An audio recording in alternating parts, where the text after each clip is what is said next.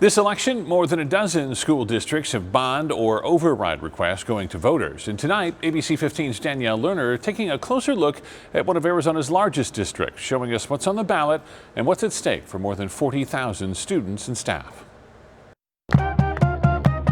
Band practice at Peoria High School looks different during a pandemic, but the future of this activity and other extracurriculars now hinge on what happens November 3rd. Those are absolutely critical to a student's experience when they come to school, and so that's what we would start looking at if we needed to start phasing out the M&O dollars. A 13% maintenance and operation override is one of two district measures on the ballot. It continues Peoria's current override, which passed in 2015 and is scheduled to start phasing out next year. With state funding falling short, the override generates an additional $28 million for things like teacher salaries, school nurses, assistant principals, all-day kindergarten, and PE. Peoria High School, one of 42 schools in the Peoria Unified District.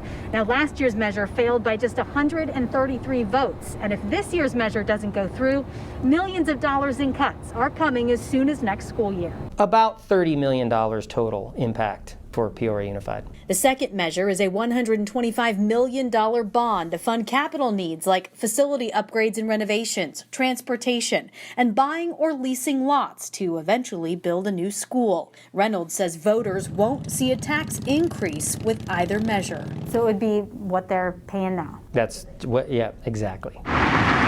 Still, the arguments against the measures submitted by the public include concerns that district families and small businesses are in no position to fund anything beyond their own essentials, and that residents shouldn't be asked to pay more in taxes to fund projects or programs that our kids can't even take advantage of because they're not allowed to attend school. Retired teacher Corinne Haynes wanting more specific details outlining where the money will be allocated. I have been involved in an M&O override that lost by 133 votes. I have been involved in an override that passed by approximately 35 votes.